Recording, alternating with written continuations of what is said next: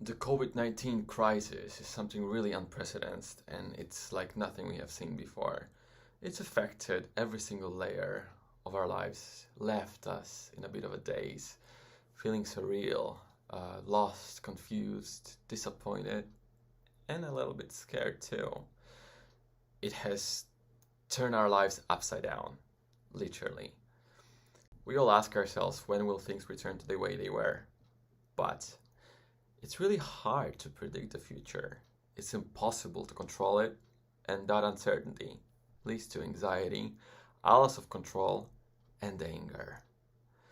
The pandemic has not only inflicted levels of stress and anxiety that some people have never experienced, but it isolated us from the people we used to see and from the places we used to go. The pandemic has created the perfect opportunity for rise in mental health disorders, and it's triggering mental health conditions and exacerbating the existing ones. Now, I'd like to mention a few mental health challenges that the corona crisis brought upon us. There's many more, but I'm gonna focus on these ones. Reduced socializing.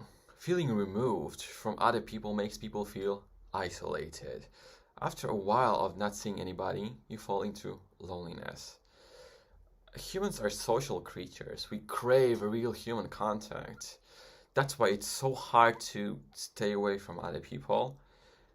And that's why the lack of meeting people brings problems. We might need to relearn to socialize when the pandemic is over. I'm having in mind especially children, as their socialization process is not going as it should right now, which might take its toll in the future.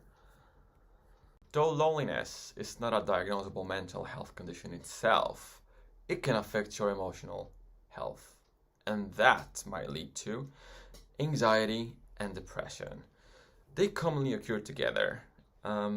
Depression, which is feeling down, feeling hopeless, feeling tired or lack energy, not being motivated to do anything. You're exhausted, like you ran a marathon but didn't leave your house.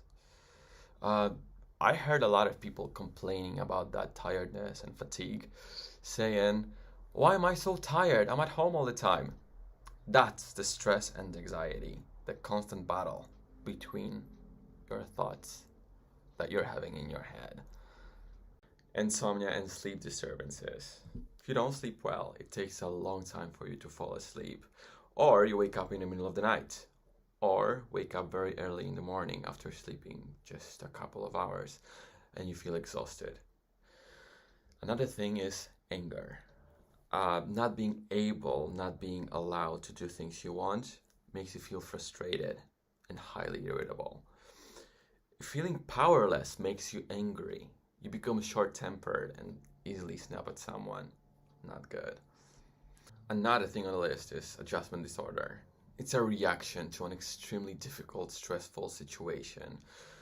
It can arise in response to an exceptionally stressful experience or as a result of an important life change that leads to a very unpleasant situation.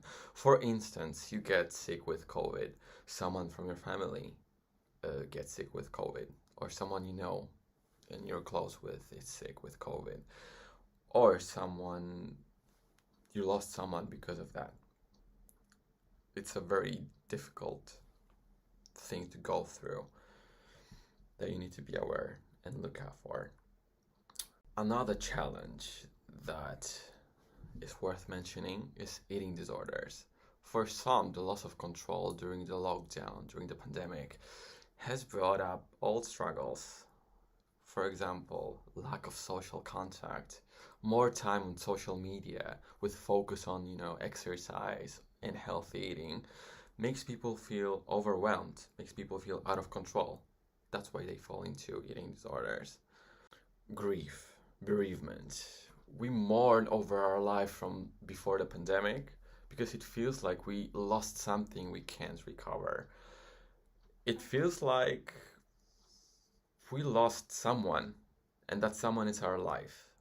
Going through all these things I just mentioned, through that stress, through that anxiety, might lead to another thing, which is substance abuse. all these feelings we can't deal with in lockdown, in the pandemic, caused puzzling inside of us. And for some people, that means that they might be facing increased levels of substance abuse like alcohol, cigarettes, illegal drugs to reduce that tension and find a way to deal with it. What new opportunities do we have for taking care of ourselves during a pandemic? What should we pay special attention to? There are many great things we can do for ourselves that we didn't have time and a chance to do before. Not all is lost, and we can look at lockdown and the pandemic as an opportunity to self-improve, to progress and invest in our self-development. And there are many ways of doing so without even leaving your house. That's great, right? The most advantage is time that is freed by not having to commute. And this covers several aspects, such as more free time, slowing down but by not having to rush in the mornings, having a proper lunch break and a meal for it. Essential, right? I would pay attention to changing the structure of your life. It's the time to reinvent yourself, and it's the time to rewrite your routine. Get in touch with yourself. Hear your needs and hear your wants. Follow it.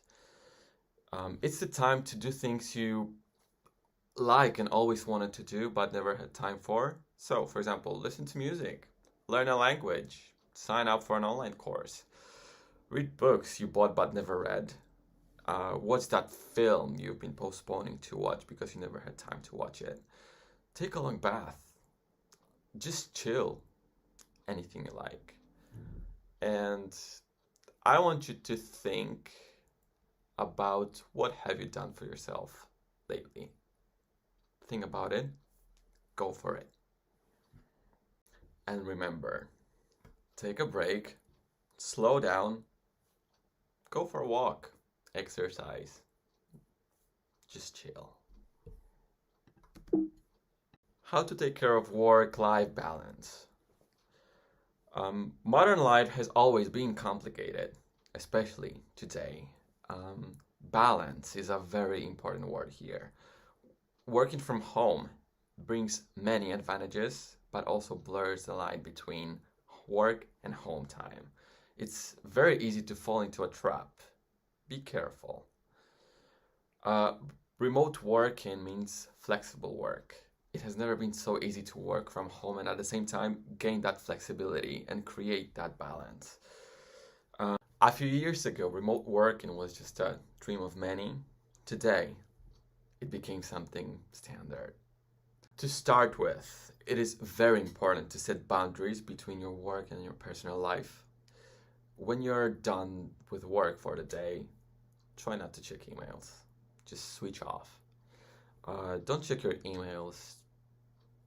Don't check your mailbox during the weekends or right before bedtime. Just don't. Take a break. Spend some time with your family. Go see your friends with, of course, maintaining the social distance and taking the right measurements, right? Allow yourself to feel all the different feelings you have. They're all okay. When it's all too much, just take a break and get in touch with a mental health specialist if you feel like. We're here to help. Take care.